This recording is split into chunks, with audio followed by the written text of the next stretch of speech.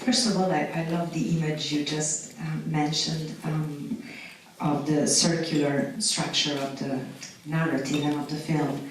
In fact, it starts and it ends with the same song, the same piece of music, the Pie Jesus by Lily Boulanger.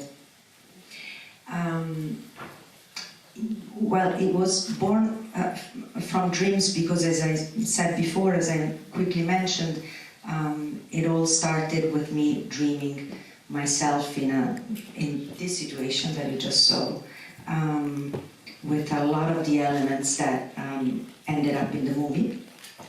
Maybe about the 70 or even the 80% of the movie is actually what I dreamt. To me, it was a very precious experience. First of all, it was the first time in my life that I had consecutive dreams one night after the next.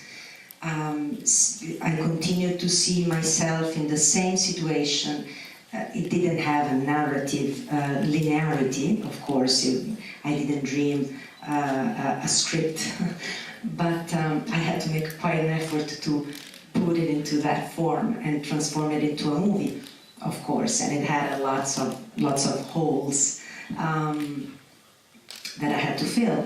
But it was a mystical experience for me to have these dreams in this way. And when I told Franco Battiato, the man who plays my father in the film, who is not normally, for whoever doesn't know him, he is a composer, an Italian composer, singer, painter. The paintings you saw in the movie are his, and a filmmaker, but as a director.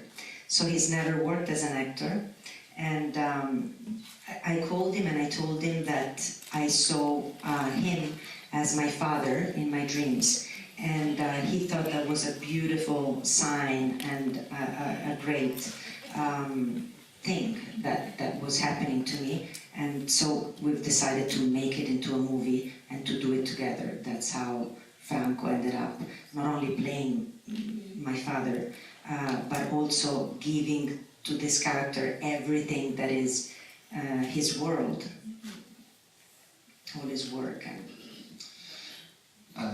I liked at the beginning of the movie there is the camera moves on the pictures of you with Franco, with Marina, with you, Willem. And I felt, thinking also after when both your figures walk across the wall and there is the advertising of the exhibition, the affinitive, selective affinities. And I thought I had the same feeling that this movie was so personal and intimate for you that you also wanted to have people who are close to your life and your work to do that together. So to have Franco, to have Marina, and to have you too, Willem. So I like that idea. So my question for you both is how you work together, the four of you, to create this very special atmosphere during the movie. Yeah, it's funny that those posters happened to be there. So it was a total, let's say, a coincidence, even if I don't believe in coincidences, but it wasn't planned. And but you're right, there definitely the movie was made among friends and people that have a strong connection to each other, both from a personal point of view, because we love each other, but also we've all worked together before. And well, Willem and I are also married, but we've also worked together for, I think this was maybe the 5th time that we made a film together.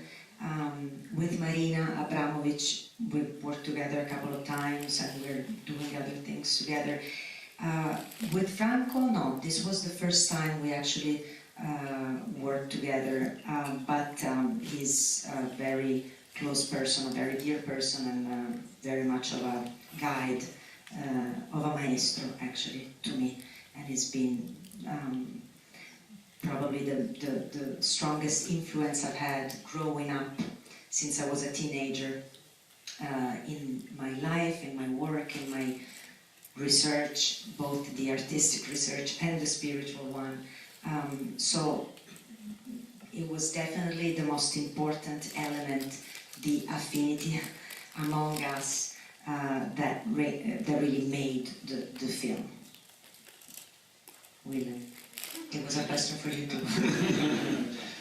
You know, I'm part of Giada's world, and one thing about this movie is it is homemade. It's made with the things around her. It's made of the things that she's thinking about. One of the things that I've always loved about Giada is she's a self-starter. She doesn't wait for financing. She just, this movie was shot in like 3 weeks with friends. It had a kind of, you know, homemade amateur aesthetic to it.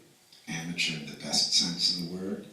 Like not made for an industry, not made for a product, but made for the love of it. And I was just a part of it, and I was happy to help in any way I could. Previously, I've worked with Giada, and I've actually been involved in the developing of the script or the scenario, and I, you know, really got involved. In this one, I got very involved, but I got involved, you know, mostly doing other jobs, like making sure that people got fed and making sure that the set was clean and these kinds of things. It was a very, and those are all things that I love to do. So, yeah, I really enjoyed all the hats that I wore, and only one of them was being an actor. As artists, do you think that a low-budget production allows you a bit more of a freedom instead of a production with a bigger budget where you're usually under the eye of the producer concerned about his money? I definitely want to believe that. It's about the only consolation when you don't have any money to work with, and you end up doing the job of, I don't know, 10 roles on a regular movie in one. Imagine we had a crew of 7 people. 2 of them are here right now, so you have about half of the cast and crew right here.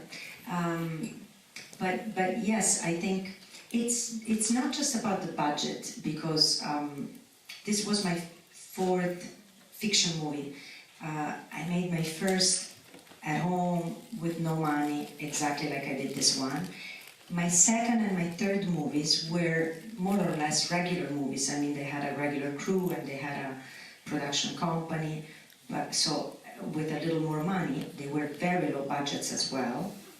But imagine, my 2nd movie was under $1 million. It was the first time I worked in the States, and in the States, as you probably know, $1 million is almost zero to make a movie. Well, maybe now it's a little more, but back then it was really nothing.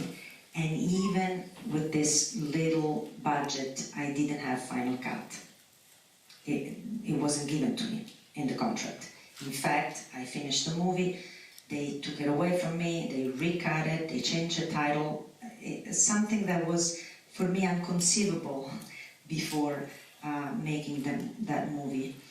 Even while I was making that movie, I was like, well, I didn't get the final cut, but what can happen? I mean, what's the interest in changing a movie like this that's already, I don't know, for festival circuits, it doesn't have many commercial chances, you know, but that's the way it is. The lack of freedom is actually a rule in most of, in the States probably more than in Europe, definitely, but it's very common, much more than I thought.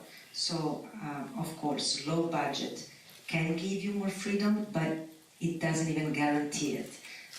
So I think that making movies, whether you have zero money or you have little, the big difference is made by the people you make the movie with. And I personally like to work with very few people. In fact, the movie that I'm preparing as my next movie, I'm asking everybody from the production to give me a very small crew, as small as it can be, just because I feel more comfortable working in an intimate environment rather than a bigger movie set. But you know, it's freedom. It depends also on what you need as a form of freedom. And any filmmaker has a different idea of freedom, probably. So I don't know who would agree with me. Talking about the crew, I think that very important contribution has been given by the director of photography, Tommaso Borgström, who has been a very close collaborator of yours. And unfortunately, it's untimely that this is his last movie, I think, or so. Would like, if you want to remember a bit of your collaboration and friendship during all these years. Yeah. Yeah, Tommaso was very dear to both of us, and we worked together for about 10 years, and he was one of our best friends, and unfortunately he passed away last September. And it was, when we were shooting, he didn't even know that he was sick, so it was so shocking that he found out shortly after we finished shooting this movie, because as you can imagine, when we started working on this movie, I was elaborating the death of my father, so I was very much into thanatology. I don't know if it's called the same in English, thanatology, the science of death or something like that. Into practices or meditations or anything you can do to develop a different relationship to death. And Tommaso, because he was so close to me and to us, he got very involved in that too, just to prepare the movie with us. So then it was all a whole weird experience, the trip that he ended up making that brought to his death. But anyway, yeah, he was amazing. And yeah, you'll agree, he did an amazing job because he did really everything with nothing, with a little camera and no lights, no nothing. So I created a great atmosphere, playing with light and dark, in my opinion. Willem, the character of James is a very fascinating and positive figure. He's a part mentor, part friend to Julia. I wanted to ask, how do you create him, and if you also take some inspiration for your experiences on stage, thinking about your career in New York or the experience in Italy, like in Naples, for instance. What you see, the kind of production he's preparing, isn't anything like I've ever done. So it really wasn't the work that I've done in the past. But I think actually closer, someone talked me into doing a workshop at the Venice Biennale, and I think that became kind of a little preparation for that scene. And probably that had an impact on Giada writing that scene. As far as the character, it was fun to be kind of not at the center and be a support person. And it was also significant, I think, that something that you don't have to know, but I always figured, and we figured, that he was a gay character. You see him with his boyfriend, and somehow I felt like he could only have that relationship if he was gay, because it's kind of, there's no paternalism and there's no sexual attraction, and that was kind of important because we're so used to working together, and we've usually made movies where we have some sort of romantic relationship. So this was a departure. So it was kind of nice to have that change. Talking about the character of Giulio, it's interesting, personally to me as a fan of Franco Battiato, to see how Giulio was shaped on the real Franco. Think about the poster of Gilgamesh, which becomes not anymore the original work by Battiato, but it becomes something by Giulio Fontana, the choice of the music. Also the video, it made me talk the Cappadocia filming, like the feeling that is a sort of projection of the spirit of Giulio, with also the camera moving parallel to him, and then only in the end, when he finally manages to deal with his, with Giulia deals with his loss, and you see him go away to another destination. So I wanted you to ask how it was, more in detail, if you worked together with Franco in creating the character. And if I may ask you, Willem, because I heard some people say that Battiato was too much particular for being really appreciated abroad, but I would like to hear from you what his music and his philosophy are from the point of view. You're the first person to whom I can ask from the point of view of someone who is not born in Italy. Well, the funny thing about the Gilgamesh poster that you mentioned is that the first time we tried to make it, so we copied it from an actual opera that Battiato composed and performed, Gilgamesh. On Gilgamesh, that was called Gilgamesh. So I took the original poster of Gilgamesh, and then I had to change all the names, you know, Franco Battiato into Giulio Fontana, and so on. So, but I decided to leave the original Arabic words, signs. So I left the name Gilgamesh, and then I left another one just because it was looking beautiful. I didn't know what it meant. That was on top of the name Gilgamesh.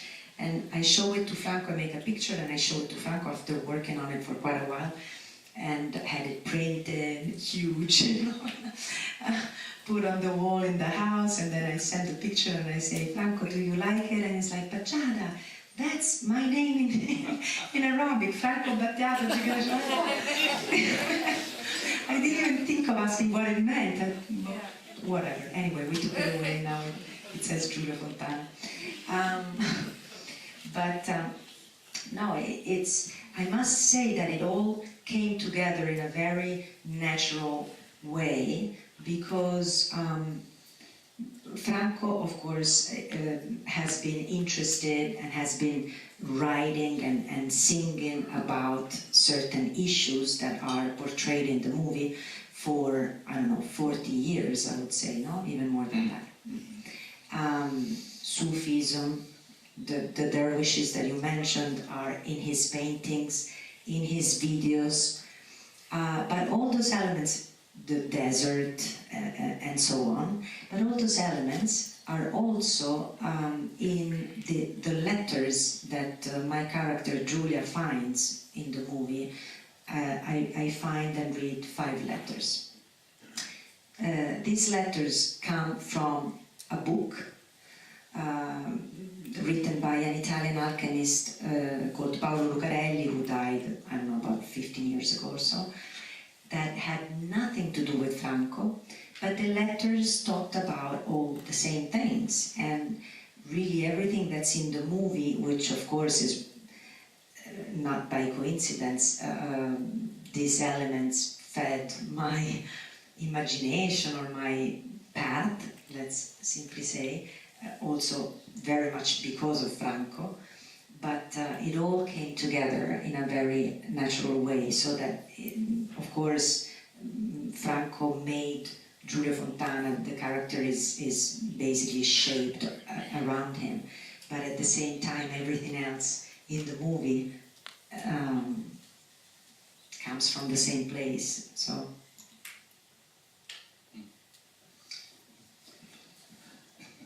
Audience participation. How many people, raise your hand if you know Franco Battiato's work? Whoa. Whoa. Now the next question. How many people are Italian in this room? Okay.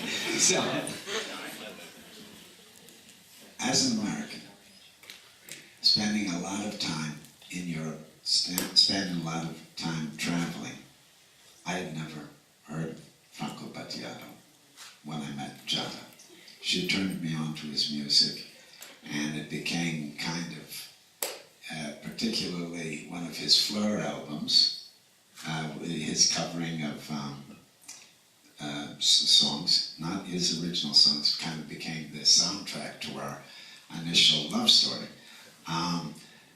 And then I started knowing all his music and loving his music. So I'm afraid I don't have an answer for you, because it was all filtered through Giada. And then some years after, we met him at a concert, and we became very friendly, and then he became a very good friend. So I don't have a good answer because I'm too close to it. I have no kind of critical distance on why he has or hasn't crossed over to the States. First of all, He sings in Italian. he sings in Italian, which is a huge thing. And also I think it's a thing of industry too. I think if he is so productive, and he makes so many things that I think the last thing he was thinking about was conquering the international market. So, to tell you the truth, I think he did just fine. Franco Battiato doesn't need America. But I will say, when I've seen him a couple times in the States, he doesn't tour there much, but it was fantastic. But the truth is, I would say the audience was 95% Italian.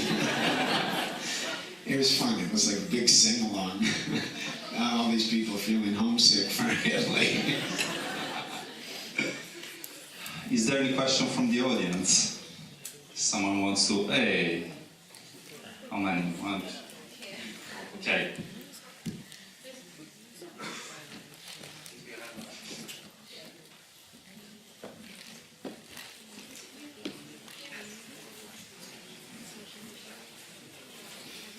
I'll resist the temptation to ask whether Columbo the cat is available for spiritual meetings. But I wanted to put to you a thought which I had when I saw Marco Bellocchio's latest film, Sweet Dreams, which is about a journalist like me who's haunted by the death of his mother. Is it pretentious to think that both films, or either, might be about Italy trying to come to terms with its past? Interesting. I didn't hear the first thing. Ah, the cat. I wish it was my cat, but no, he's the neighbor's cat, unfortunately.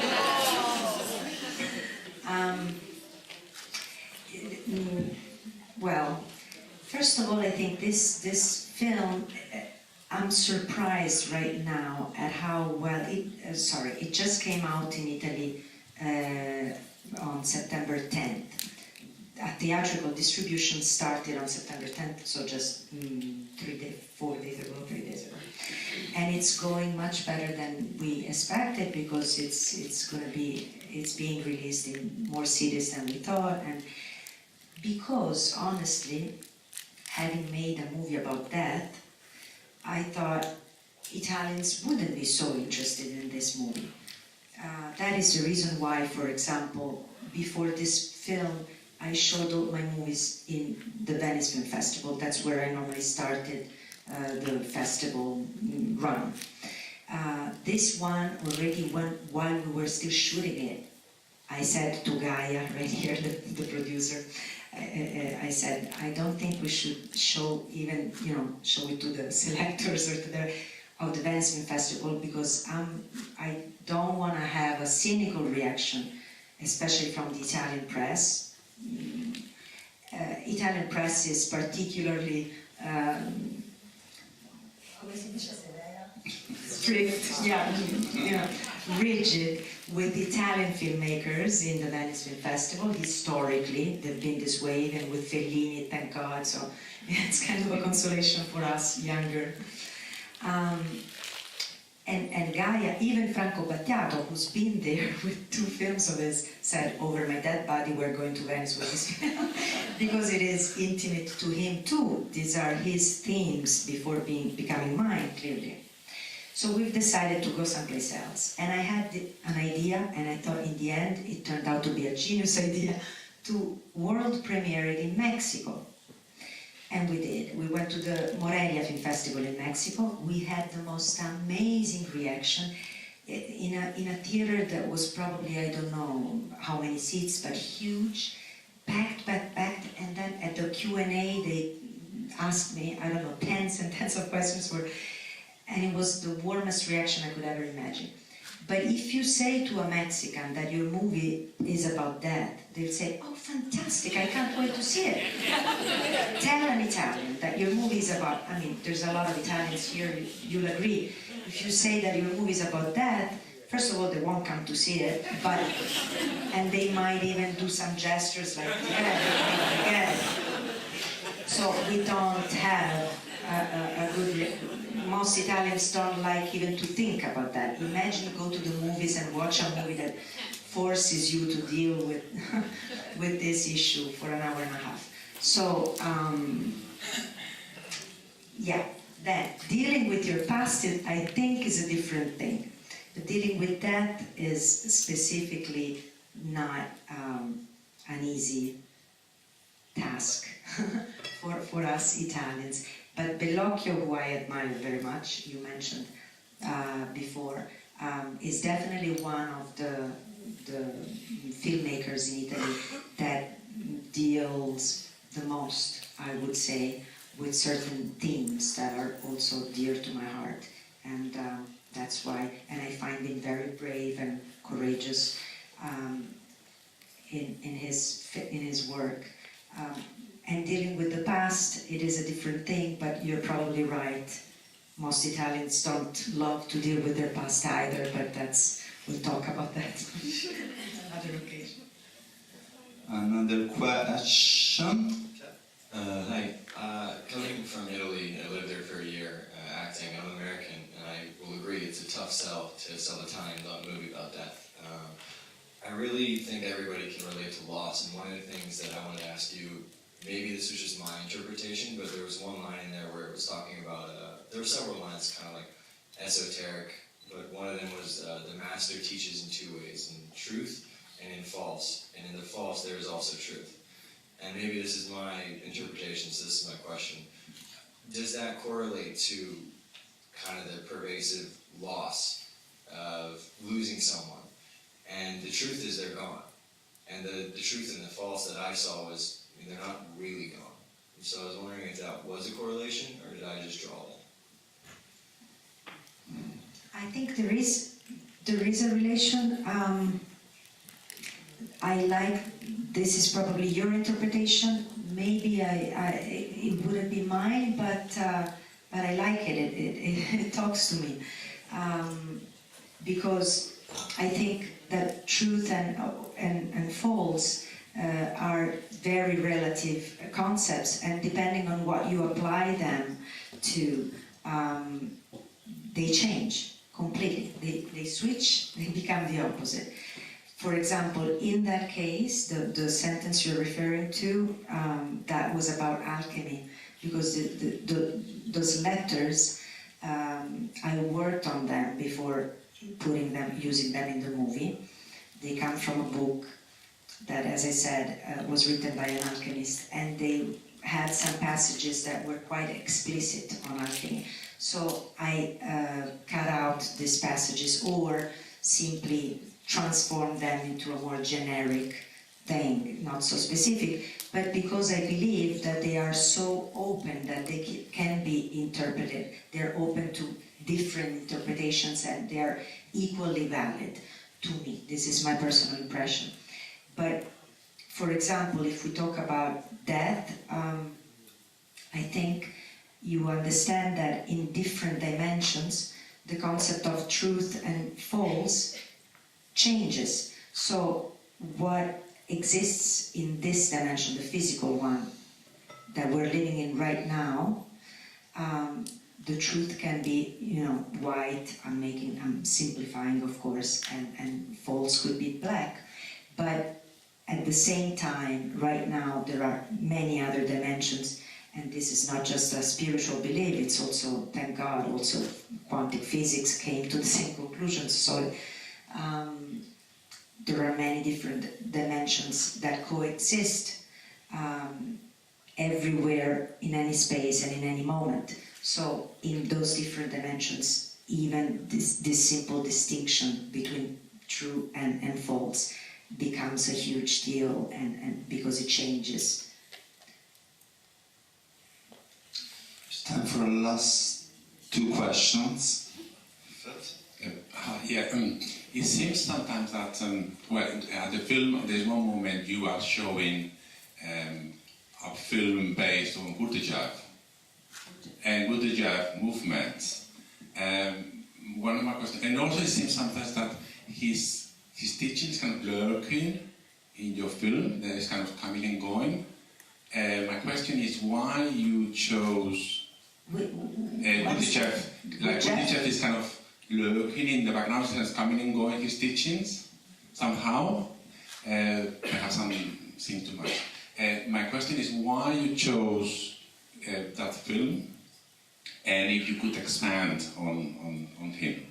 Why I chose the videos from the Gurdjieff movements and dances.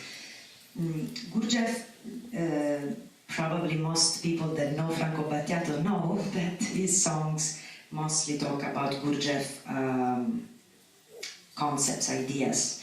For who doesn't know him, he was an Armenian spiritual mystic, an Armenian mystic.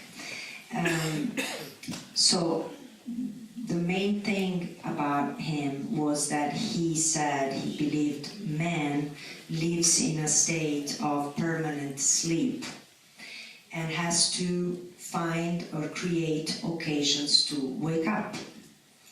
And even when he wakes up, he has to develop a way to stay awake. Otherwise, you re-fall asleep. Now, first of all, I admire Gurdjieff very much, and he was a big influence on me. I discovered him thanks to Franco Battiato and so on. But I also relate this very much to death, because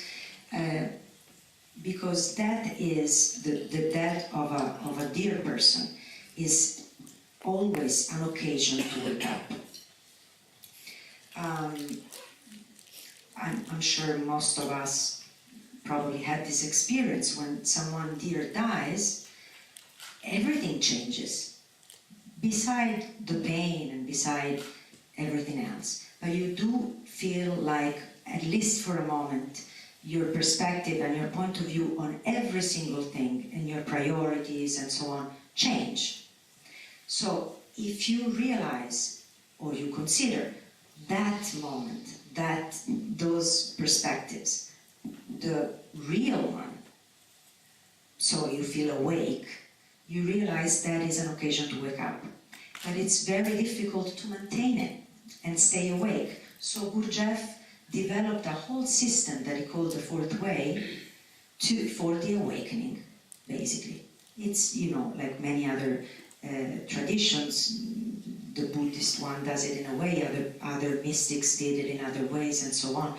But Gurdjieff had the peculiarity of developing a system, really, that was made of spiritual practices, but also physical ones. So, in fact, the movements and the dances and so on, because he conceived the humankind as a whole, body and spirit, and so he believed that you had to basically use exercises to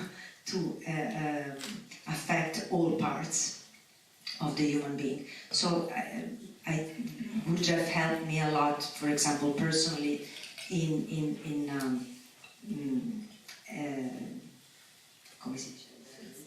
elaborating the mourning, in living, in using mourning and using the death and the pain that came from those losses to wake up and to stay awake and to do something creative with it that was the opposite of letting myself go and just be depressed, basically.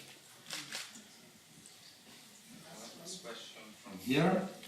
I think it would like to be a very positive portrayal of death. I wish I believed that personally, but I thought that was very interesting. But I was particularly interested in the stage production that was being rehearsed and the women that you'd chosen, particularly Maya Deren, which, you know, maybe a lot of people don't know about her.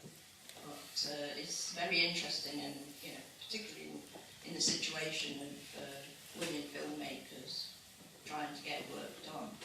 Yeah, I adore her, not just as an artist, but also what she says. I think in the film, I think is one of the most lucid considerations on why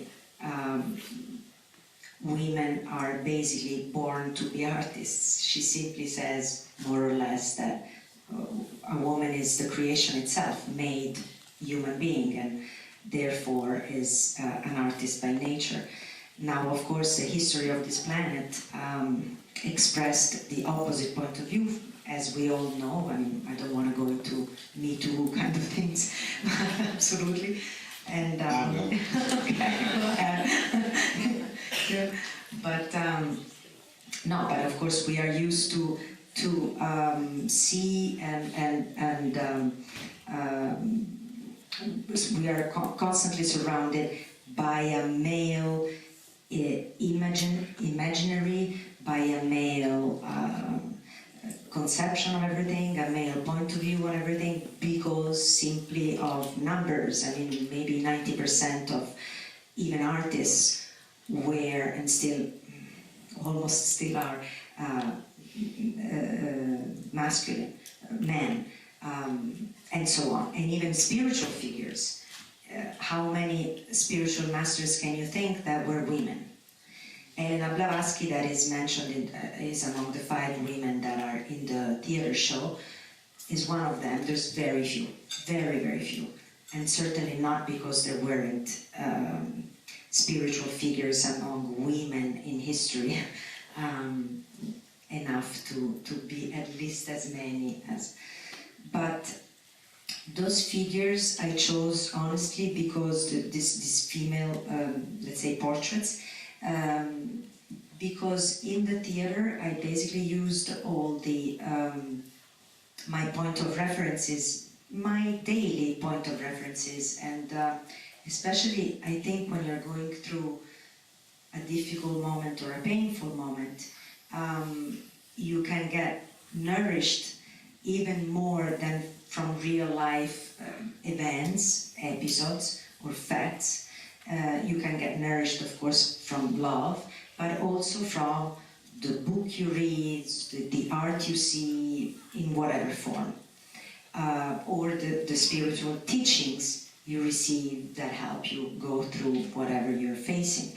So these were, for many years, my point of references in their different fields, music, dance, or Blavatsky, and I simply homaged them. I almost want to say they happen to be all women. It's not true because it was a choice, but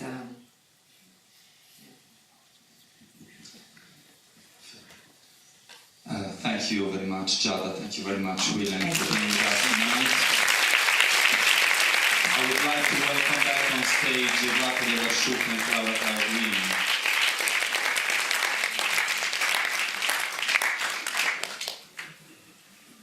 I just want to leave the last